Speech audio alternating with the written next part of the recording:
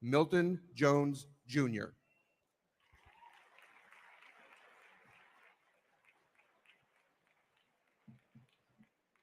Hey, good afternoon, everyone. You're in for a real treat this afternoon. I'd first like to introduce our moderator for this afternoon's special discussion. Steve Harvey is no stranger to anybody in this room. He's a well-renowned television host, producer, actor, and comedian. Among his many television credits, he currently hosts the Steve Harvey Morning Show, Family Feud, and Judge Steve Harvey. His accomplishments include 7 Daytime Emmy Awards, 2 Marconi Awards, and 14 NAACP Image Awards. He's written 4 books, including a bestseller, and he and his wife Marjorie are the founders of the Steve and Marjorie Harvey Foundation, a nonprofit organization focused on youth education. Mr. Steve Harvey.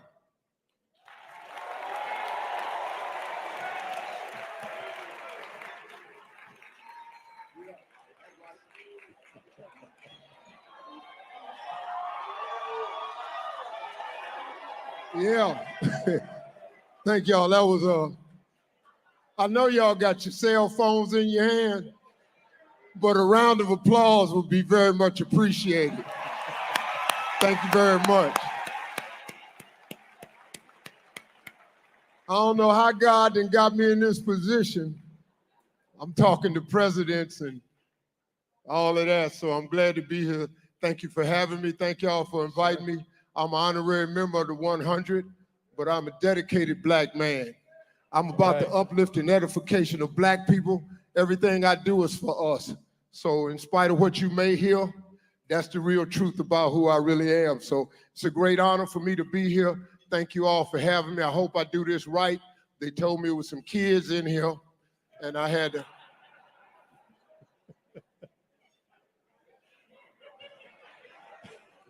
I'm not responsible for the raising of your children. I've raised all my children with cussing. It has been a great benefit. If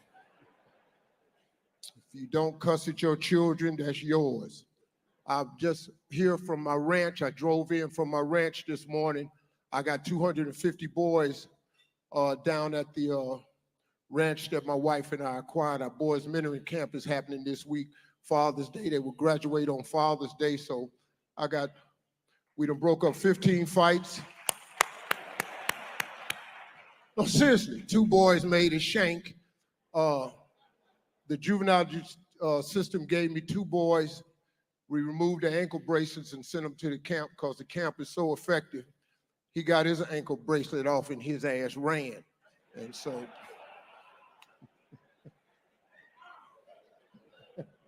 I got to go back and put his bracelet on because he don't want to stay. So I'm here, so thank you all for having me. Right. You want me to sit down, bro? Have a seat, please. Thank you, Mr. Harvey. Very much. Yeah. Let's give Steve Harvey a hand again. Yeah, thank y'all.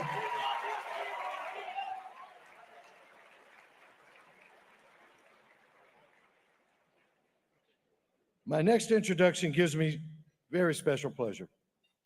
I was fortunate to meet Madam Vice President during her initial stop on her economic opportunity tour. As we talked, I could see that she was genuinely concerned about economic opportunity for all. I shared how the 100 organization and I, as an individual citizen, have deep concerns regarding economic opportunity. The work Vice President Kamala Harris has delivered in this area carries a focus that is critical to my community, to my family, and to me, and to all of us here today. Improving the economic wealth gap that exists in our country is absolutely essential. And the Biden-Harris administration has made historic progress. Her focus on creating opportunities for the nation as a whole and for African Americans in particular resonated with me. I've seen her stand up and work to demystify how to do business with the government. This work creates a government that is not just for some, but for all. Her integrity and unwavering commitment, her approach and ability to view through an equitable lens, and her absolute effectiveness are things I greatly admire. As a nation, we're all benefiting from this, whether we know it or not. Her commitment to creating opportunities has led to change for people in general, and it has delivered real economic impact in cities across the country, including Detroit, Milwaukee, and right here in Atlanta, and in all those cities, the 100 has shown up. And now it is my honor to introduce the first woman to be elected Vice President of the United States, Kamala Harris. Let's give her a round of applause.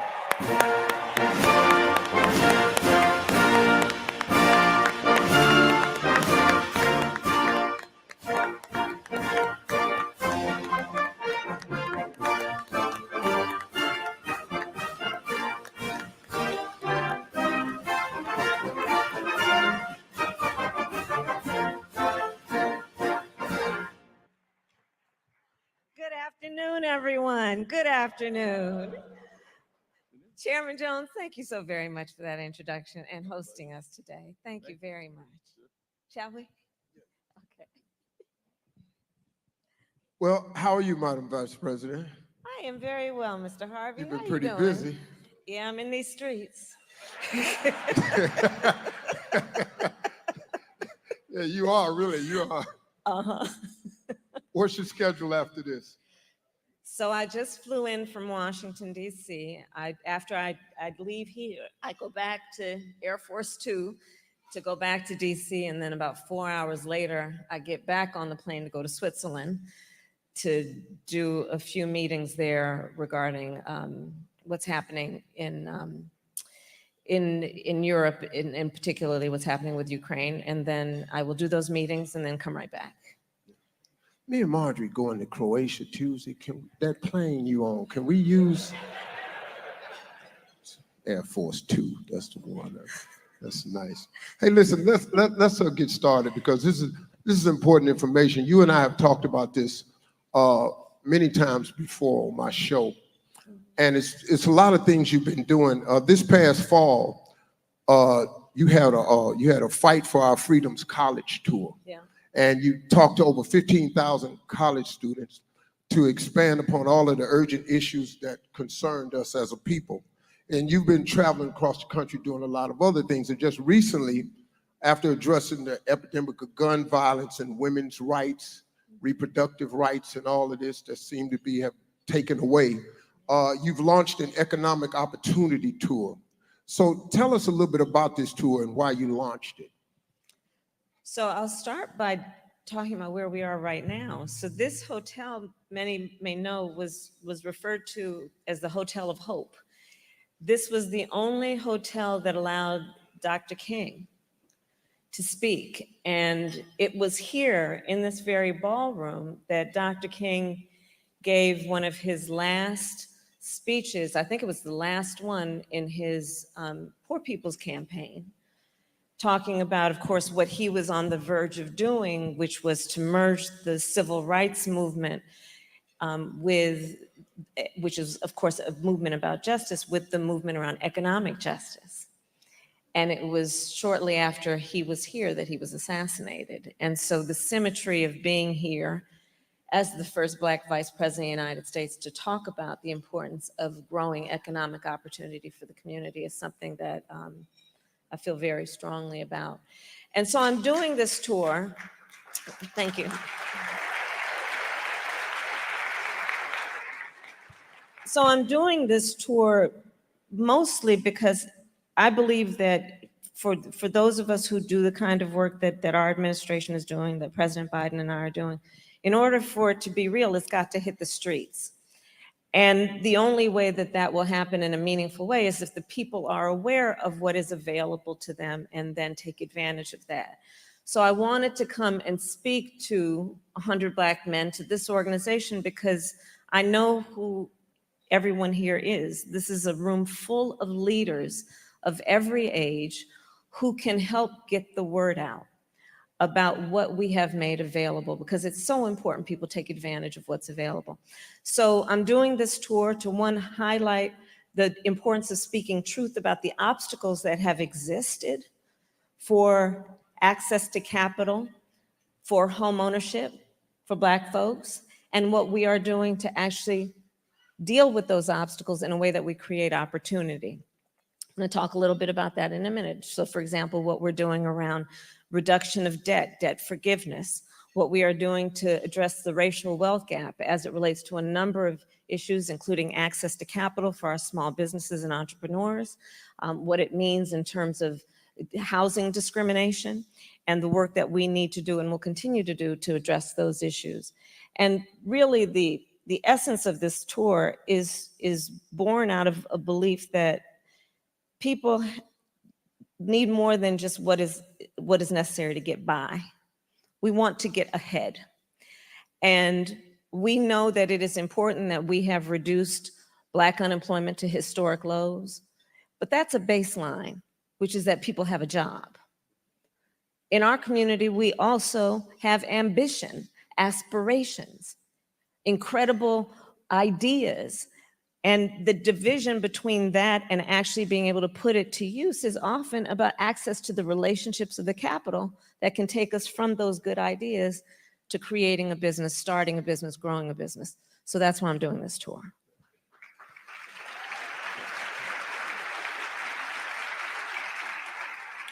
Well, let's talk about this capital for entrepreneurs and small businesses, because that's been a really important part of your mandate here as vice president. Yeah. But little do a lot of people know, you were doing this long before you even got to the White House. Mm-hmm.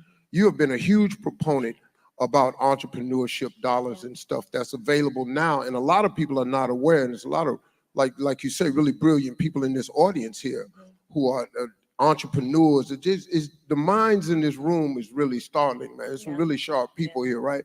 And if they only knew what was available for them. Tell us more about this work for small business and entrepreneurs. So like you said, Steve, when I was in the United States Senate, I actually was responsible with a group of other senators for getting $12 billion more into our community banks. So the importance of community banks is they are, as they are called, they're in the community, led by members of the community. They are people who understand the capacity of the community, the needs of the community, the culture of the community. They are folks who, unlike the big banks, will see the dream that an individual has for what is possible. And instead of rejecting that dream because maybe it's something they've not heard before, they will listen to it and then give folks advice, including financial literacy advice, helping people know how to run a payroll, how to deal with inventory in a way that they can start a business and sustain that business and grow that business. So the money that we are putting in community banks is intentional in that it is there that we believe there is going to be the greatest opportunity for folks in the community to actually do the work that is about entrepreneurship. Since I've been vice president, I also created what's called the Economic Opportunity Council, and I got the big banks and big tech companies to invest private equity into community banks. And we're on track to getting $3 billion more into community banks because of that partnership.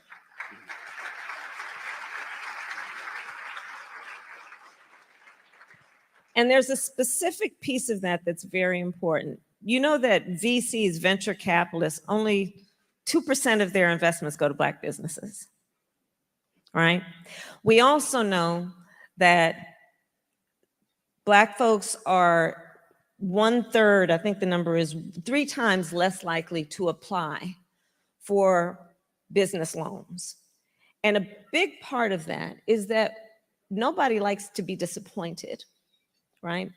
And the feeling, rightly, after so many things can disappoint, that I don't want to go for it and then be rejected. Right. So again, putting the money into community banks is about putting it into a place where people can walk in with a sense of dignity that is respected to actually be able to have access to capital. So we're doing that. The other piece that we have done is from the day that we came in office as an administration, President Biden and I made a commitment that we would increase federal government contracts by 50% to minority-owned businesses. And understand what that means. Once you get a federal contract, it's usually for 5 years, and you can renew it for 10, 20, 30 years.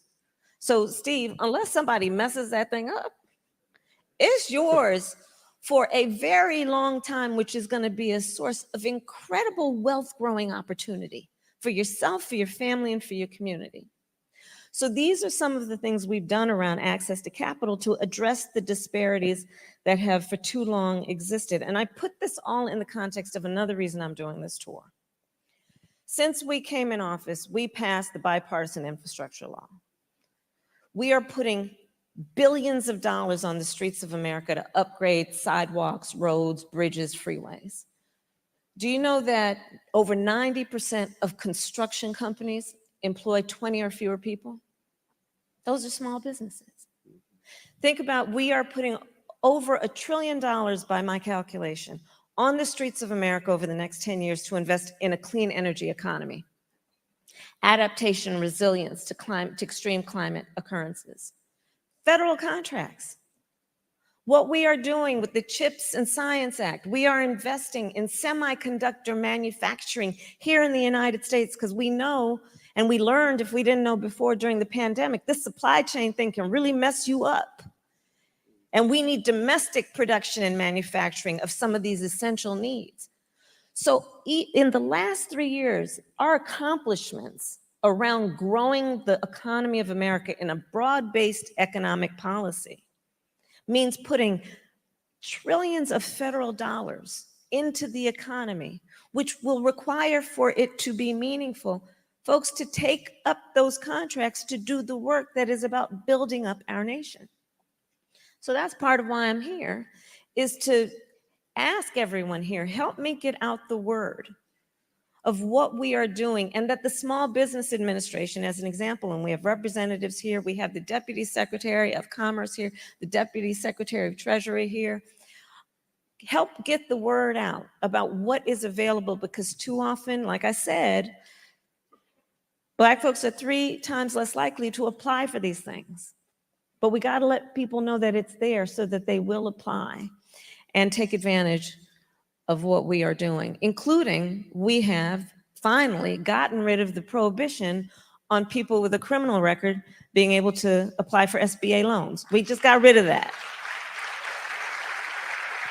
So now, for those who are formerly incarcerated or who have a conviction for a crime, that will no longer prohibit people from being eligible for small business loans. Help me get the word out. That's why I'm here.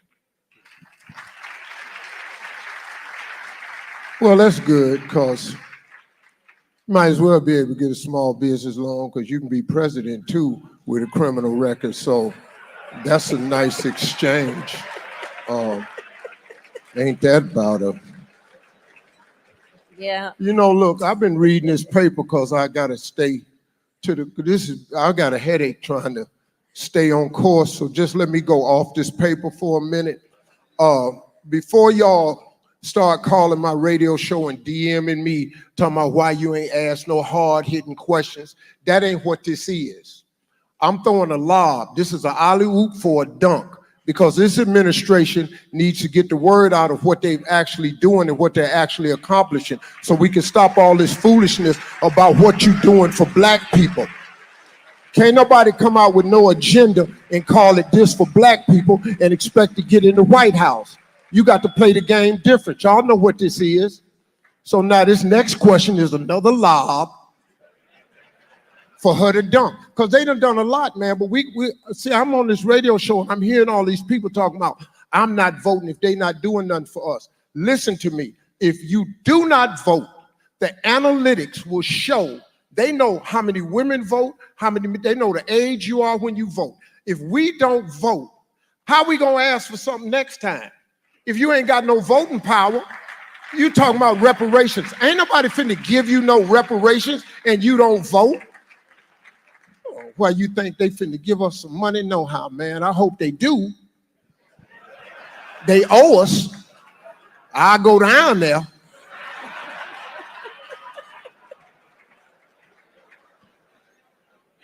I'm sorry. Madam, I know I ain't coming back next year. I already appreciate y'all having me. Madam Vice President, this is another part of this conversation because it affects us all. It's about housing. And another thing that you've been involved in over the years has been about housing, and it remains a priority for families all across the country. So talk more about the work that's being done to address the obstacles that's being presented in front of all of us as we try to gain housing. So you're right, Steve. I mean, back when I was Attorney General of California, I sued the 5 biggest banks of the country during the foreclosure crisis. And you'll remember that a lot of Black families were targeted with those promises of these loans, 0 payment down, and people ended up going bankrupt. So this is something I focused on for a long time.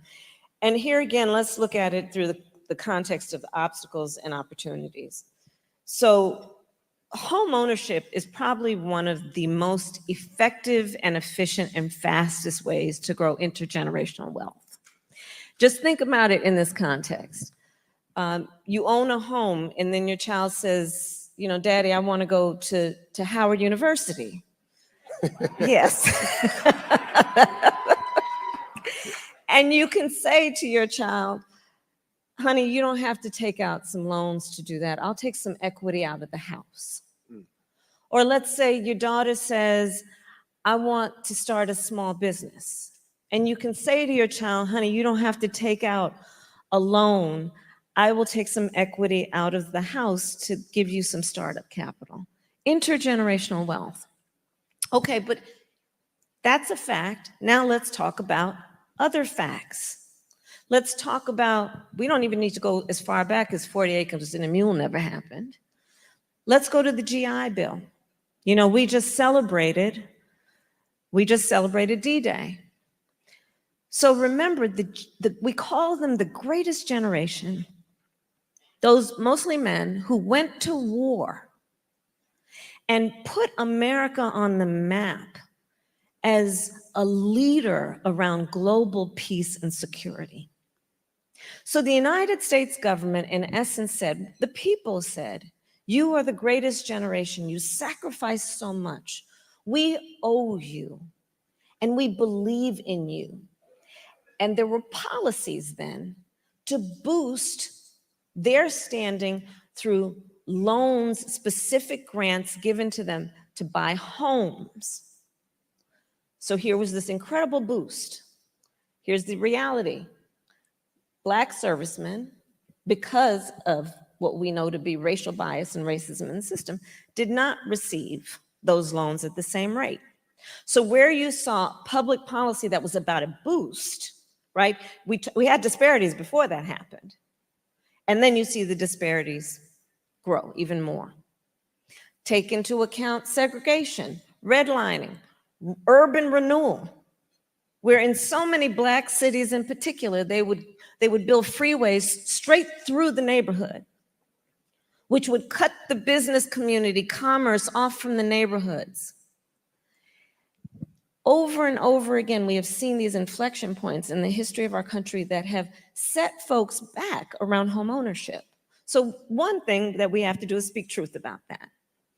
And the second piece of it then is, what are we going to do to accommodate the fact that we have far too many folks who, for example, in Black families, there's no history in their immediate family of home ownership.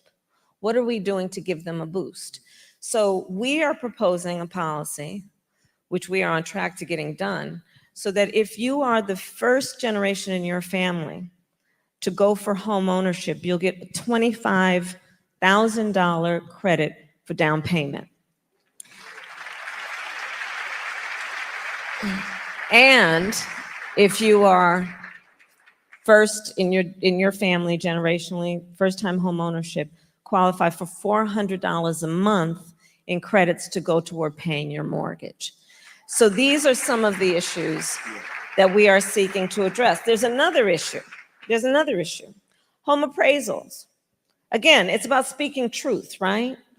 So, and I have to give great credit to the former Secretary of HUD, Marcia Fudge, who we worked on this for a while, and so this is where it is. Home appraisals.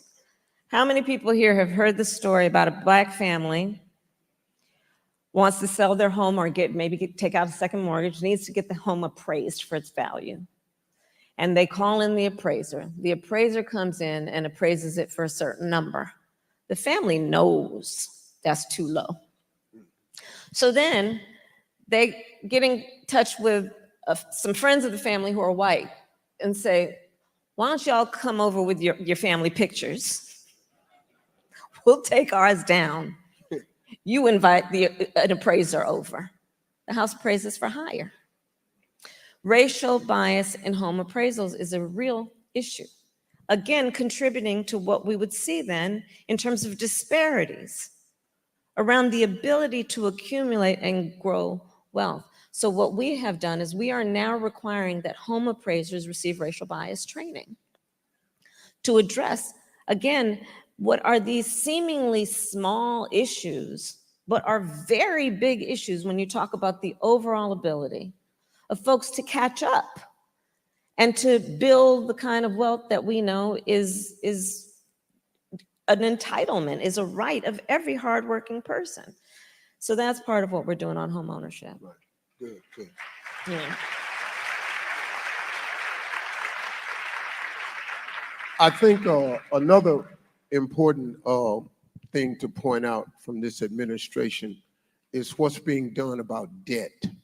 Because debt, look, I got 7 kids and all of them went to college. Yeah. And they were fortunate enough where they didn't have to deal with that, right? Right. But the average person is smothered with this debt. That's right. They struggling out here with this debt, these medical bills and all like this. Talk to us about what you all's plan has been, what the administration has done and wants to do pertaining to debt. So I'll start with student loan debt. We have now, and anybody who has received student loan debt forgiveness, please testify. Everywhere, everywhere. We have forgiven over $160 billion of student loan debt for over 5 million Americans. And I have to emphasize, that was not without a whole lot of people that did not want that to happen. We had to fight to push it through. The courts ruled against us on a part of it, and so we found another way of doing it. But here's the thing about student loan debt, especially what we know for our community. You look at, for example, HBCUs, the vast majority of HBCU students are Pell Grant recipients. Folks have to take out these student loans. And what we have found, especially when I meet, many places, many times, people who are public servants, our teachers, our nurses, firefighters, God knows we don't pay them enough as it is. And so what we are doing is we are forgiving student loan debt, and for our public servants, doubling the amount of student loan debt that we are forgiving. Here's what I want to ask the leaders in the room in terms of helping get the word out. Please help people know this. You can qualify for student loan debt even if you did not graduate. Help get the word out. And again, it's about the logic, but it's about the logic behind it. It's just about the logic behind it. Here's the thing. So most people, many people leave college, drop out because they can't afford it. But the loan is still due. So we are forgiving student loan debt, including for people who did not graduate, because we understand the nature of the problem and we're trying to fix it. Medical debt. Medical debt, for the most part, comes about because of a medical emergency. It is something folks don't plan for. It's certainly not something people want. And what ends up happening is people then accumulate all these medical bills, and it sets them back. As it is, think about the nature of the person we're talking about. They're going through health issues. It probably means they're losing time from work. It probably means they're struggling in many ways because of their health issue. And this medical debt currently gets counted, has been forever, counted against their credit score. We have made it so that now medical debt cannot be counted in your credit score. That's a big issue. Because you know, folks know, you know your credit score, like you know your weight. You know that number. People can, I'm sure if you say, neighbor, what's your credit score? They probably know, right? And so what we are doing is again addressing the realities of what holds people back and weighs them down, right? When we talk about the need for people to have access to economic opportunity, we have to take into account what holds people back. Because we don't lack for hard work, work ethic, good ideas, ambition, aspiration, but there are obstacles built into the system that have to be addressed to give people the opportunity. And it's not about a handout. It's about saying, give people the opportunity to compete. Give hardworking people the opportunity to get ahead and not just get by. That's what this is about. Wow, that's good. Medical debt relief. Yeah. Emergency medical debt relief. Real medical, not liposuction and BBLs. You got that, just you on your own with that. Don't go down there and fill out the paper and think they're gonna pay for that. It's probably not gonna happen. I got a, look, I can only be me. I apologize. I'm gonna give myself a round of applause because I've never sat on the stage this long with a microphone and done this little bit of talking right here.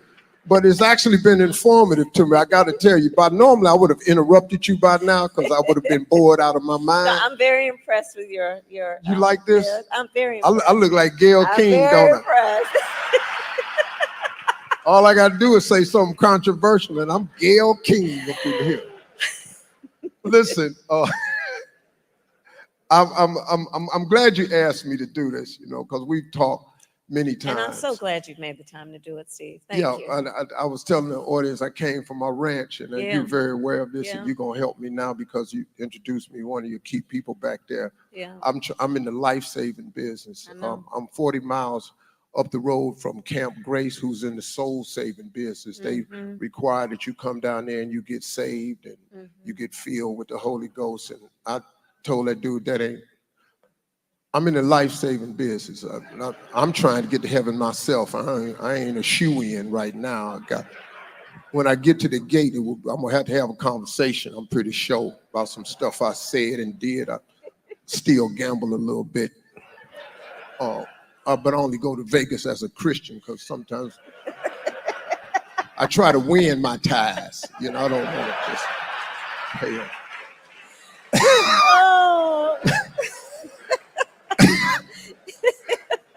Listen, before we get out of here, I want to say this to you, Madam Vice President. We got a room full of incredible leaders out here. I mean, I feel so honored to be here. And there's so many young, brilliant minds in this room. What advice would you leave us today moving forward? Well, in particular to the young leaders, I'd say a couple things. One, you must dream with ambition. Your ambition is a good thing. It's good to have ambition.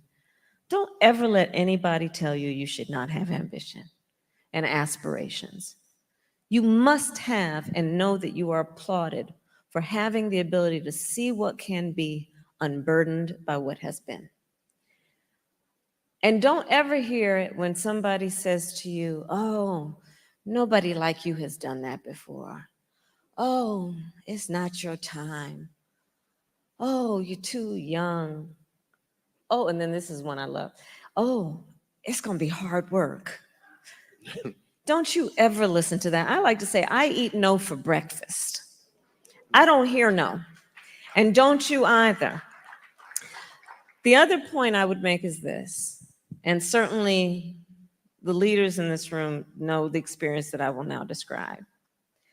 But to the young leaders, I will say, you're going to, in many times in your life, find that you are in a room, be it a boardroom, a meeting room, where you're the only one that looks like you. And I want you to hold in your heart and in your mind the image of what you see right now and in this room to know that when you are in those rooms, we are all in that room with you, expecting you will walk in that room with your chin up, your shoulders back, carrying the voice that we expect you to use in that room.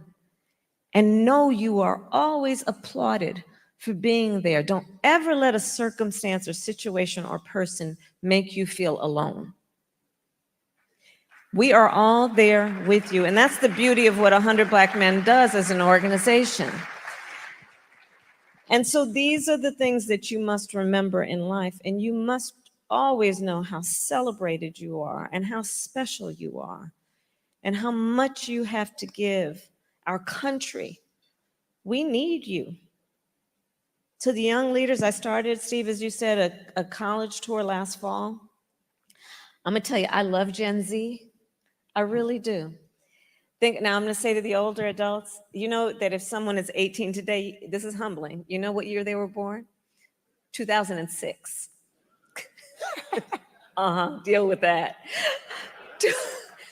But think about Gen Z and our younger leaders. They've only known the climate crisis. They have actually coined a term, climate anxiety, to describe their concern about having children one day or owning a home for fear of what extreme weather might do to wipe it out. They witnessed the killing of George Floyd. They went through a pandemic and lost significant pieces of their education and socialization process. During the height of their reproductive years, the highest court in the land, the court of Thurgood, just took a constitutional right from them so that our daughters will know fewer rights than their grandmothers. And I would ask them, Steve, everywhere I'd went, and it was always a packed room with an overflow room, I'd ask the students, the young leaders, raise your hand if at any point between kindergarten and 12th grade you had to endure an active shooter drill. And almost every hand went up. It was bone chilling. This one younger student said to me, yeah, on this subject, that's why I don't like going to fifth period. I said, why, baby? Why don't you want to go to fifth period? Because in that classroom, there's no closet to hide in. On some of the biggest issues facing our country today and up in November, when these young leaders start voting in their numbers, I see a sea change. Because they're not playing around. This is not intellectual. This is not academic for them. It's a lived experience. And so I say to the young leaders then with that point, you were born leaders. And if you're in this room, it's because you have chosen to be a leader, and just keep leading because we need you. We need you.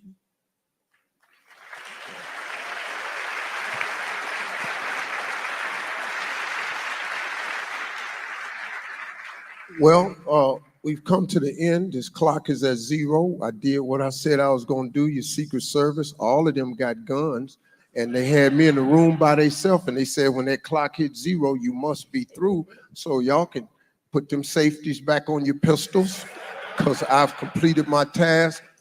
Listen, I've been in rooms like this before. The vibe in here is incredible. I'm proud to be one of you. I love Black people. I'm proud when I see Black people. I'm about the uplift and edification of Black people. This administration has done so many things that can affect our community. They just can't label it Black. So please quit tripping. When we get up to November, we got to get to these polls, because this other group talking about make America great again. I don't know when it was supposed to be great for us, but when you start taking Black history out of schools and you start getting rid of diversity inclusion, I got a real feeling of what they think America would look great again. We have got to get to the polls, and this is the ticket we need to punch it for. It's the Harris-Biden ticket, and I think that's what we need to do. Thank y'all for having me. Ladies and gentlemen, Madam Vice President Kamala Harris. Yeah. Freedom, freedom, I can't move. Freedom, don't be loose. Freedom, freedom, where are you? 'Cause I need freedom too. I break chains. Selfie. So everybody smile.